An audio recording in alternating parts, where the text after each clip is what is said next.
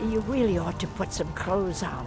You're embarrassing yourself. That was just lying. When I was a wee chum in the 4th grade, there was a novelist who came to my school and was doing a speech about this brand new invention where you could type anything you wanted into it and it could make any story whatever you wanted it to be. And that invention was called a book. Oh, wow, it's a book! Get out of here! That's a video game mod. With the exception of Undertale fan art from 2015, mods are one of the finest forms of creative expression for video games, which could range from bug fixes and playing as Joel in the second Last of Us to changing a game's lore and story entirely, which is exactly what the first real mod ever made did, Castle Smurfenstein.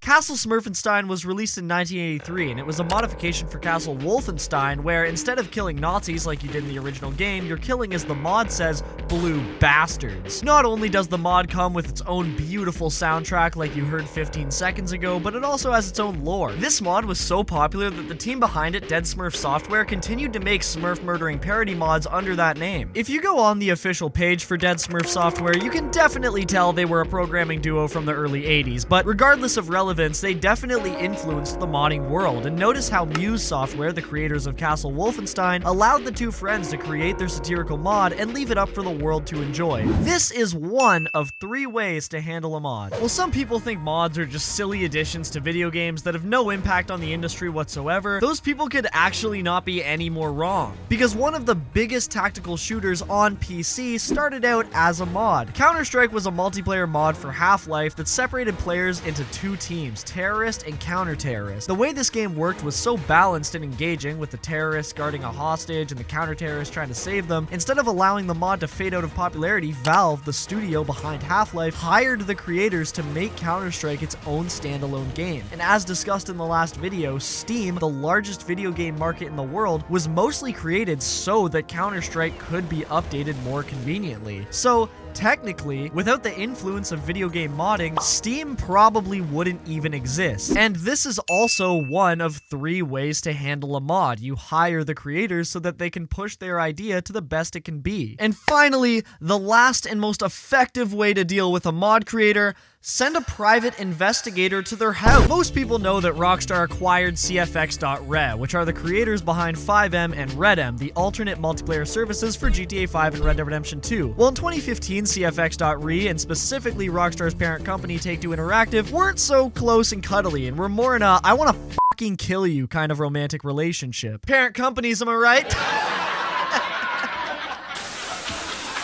After Take-Two terminated the mod developers' accounts from Rockstar's social club, leaving the fans with no way to play Rockstar's games on PC, 2 private investigators showed up at the mod creator's house saying, quote, "We have tested our legal standing already and are quite certain of our point and are unwilling to accept any solution other than ceasing your activities." So why was Rockstar, but more specifically Take-Two, so upset about the mod? Was FiveM truly harmful to Grand Theft Auto 5? No! FiveM has always been a free-to-play mod for GTA 5 that just gives players other servers to have fun in, whether it's roleplay or community-made racing. The only reason Take-Two Interactive wanted FiveM taken down was because it had a large community that, of course, wasn't playing the pay-to-win official Grand Theft Auto Online mode. And it's true that now Rockstar and Take-Two have acquired CFX.Re, but logically speaking, what else were they supposed to do? GTA 5's roleplay community is so large that nobody would stand for FiveM permanently being taken down like Take-Two always wanted. So if Rockstar wanted to make more money and stay on the community's good side, they had to purchase CFX.Re. As the CEO of Take-Two Interactive, Strauss Zelnick, once said, "We at Take-Two value creativity and innovation. Fortunately for us, we have a pleasant variety of talented minds in our marketing department, Rockstar, and 2K. We of course want to deliver quality and ensure the customer is happy with what they buy, which is why we make an effort to reach out to our modding community so that we can line them up individually against a concrete wall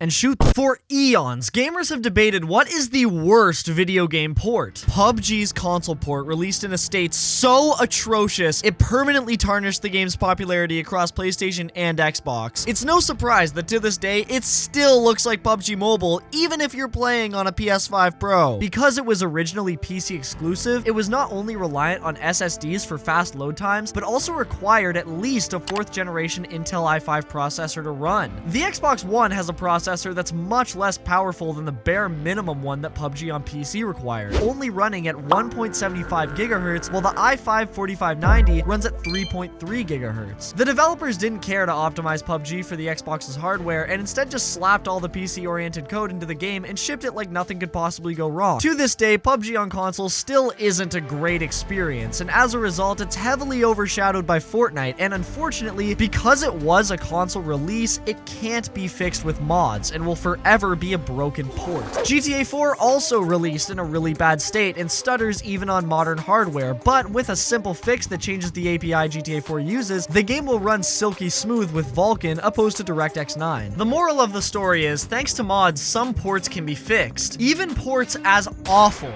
as uninspired, as catastrophic as Skyrim VR. When you hear that a game like Skyrim is on VR, you probably imagine taking in the beautiful environment through a whole new perspective. Epic combat sequences that keep you moving in real life to dodge attacks, slapping Nazim graphics. No. Skyrim VR is about as immersive as trying to eat snacks in GTA Online. Interacting with the environment is the exact same as the vanilla game, and what I mean by that is instead of physically picking up objects with your hands, which is what VR is all about, you hold the A button down and make the object float. You do have to physically swing your weapon in combat, but there's no real reason to swing it in any other way than just shaking your hand around and waiting for your enemy's health to deplete. And to make things worse, sometimes enemies will stun you, making it impossible to hit them at that time. Something like getting stunned would work in a game that isn't VR, but because you're not stunned in real life and you can still move your hands, it just feels like an unnecessary hiccup in gameplay. Skyrim VR in its vanilla state is what I'd expect from a tech demo showing what VR could have been in 2016. And sure, this would be fine if it was a $20 game like Skyrim is. I mean, it is still Skyrim after all, but it's actually a full-fledged $80. What's absolutely amazing about this game, though, is that its modding community turned it from the worst port ever to possibly the most immersive game of all time. VRIK allows you to see your character. You can set weapon holsters to different parts of your body, so when you reach to your side and grab your sword, then grab your shield off your back, it makes combat feel more real and threatening than just pressing the R2 button to pull out your sword. Never should have come here. Higgs gives Skyrim physics, so you can pick up things and shake people's hand and even lift potions to your mouth and drink them, among other things.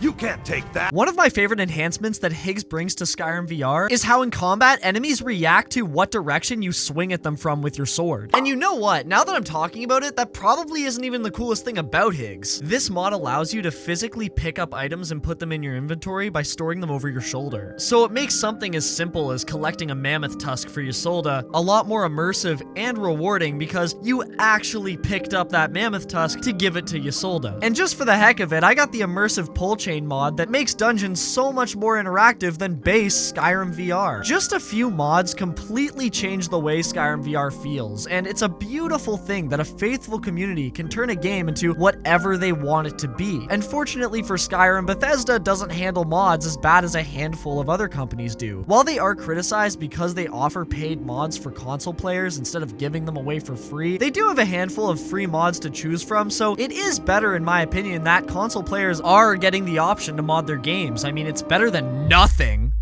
which is exactly what Nintendo fans get over and over and over. In 2017, Kazem Noir, I really hope that's how you pronounce it, created a mod for Super Mario 64 that allowed a small group of friends to play together. But of course, the last thing Nintendo wants is for people to be able to play their game together. So they not only took down the trailer for the mod on YouTube, but they also shut down the mod entirely almost immediately. Mario 64 is a game from 1996. The only official ways to play it now are through the Mario Collection bundle on Switch and of course the monthly subscription for online. Nintendo has made no effort to improve the frame rate, visuals, or anything, but one guy makes a mod that's only purpose is to bring people together, and Nintendo won't stand for it. The same mod artist created a fan-made Zelda project called A Missing Link in 2020 that was its own separate story designed entirely inside of Ocarina of Time's engine, and unsurprisingly, Nintendo didn't let that see the light of day either. Or at least they tried to. Thankfully, a lot of people still got the opportunity to play it. Now, if the mod creators were directly profiting off what they made, that would be a whole different story, but the two examples I've mentioned mentioned so far were completely free. And finally, the last example I want to bring up was the fan project Zelda Maker in 2017. After Nintendo officially stated they would never make a Zelda Maker type game like they did with Mario Maker, a game developer named Justin Sink got to work on his own iteration. Because again, Nintendo said they weren't gonna do it. They said it'd be too hard. After showcasing the game on YouTube, Nintendo took the videos down and sent a DMCA notice to the creator over copyright infringement. Fortunately, Justin didn't give up on the project so easily. Instead, he renamed it and changed all the enemy sprites so he could still create his Zelda Maker type game that he always wanted to make, and right now it's known as Legend Maker, and you can support it on Patreon. And just to make it clear, this is not a paid shoutout or anything. As a huge Legend of Zelda fan, I'm just happy that somebody's making the game I always wanted to play, so to an extent, I understand why companies might take down some mods. Mods like the one that ported Liberty City Stories into San Andreas' engine, for example. It's a great mod, but it does technically give away a whole ass game for free, but on the other hand, Rockstar neglected their handheld titles and didn't release them on any other platform, so why let them die? Shouldn't art stay accessible outside of its outdated hardware limitations? Rockstar hired a third-party company to remaster 3 of the most beloved games of all time, and they not only botched the remasters, but also took down all of the original games from the store, so nobody could even play the better versions. Recently, a team of 4 awesome Russian dudes ported the entirety of GTA Vice City into GTA 4's engine, giving it better shooting, driving, movement, everything pretty much. This team of fans did something so good for the GTA community, and even though it's totally copyright infringement to port an entire game over to a newer title and give it to players for free, it's also a whole lot better than paying $80 for a broken port the company rushed to get some extra cash from fans. So when I see these long-time fan-made projects get taken down by these massive corporations, it just makes me cringe more than anything, because it goes to show that they know modders care more about their IPs than they do, and the only way to keep a loyal community is to take down any mod project that could make their shitty marketing decisions look like shitty marketing decisions. Who do you think you are, you piece of plastic shit?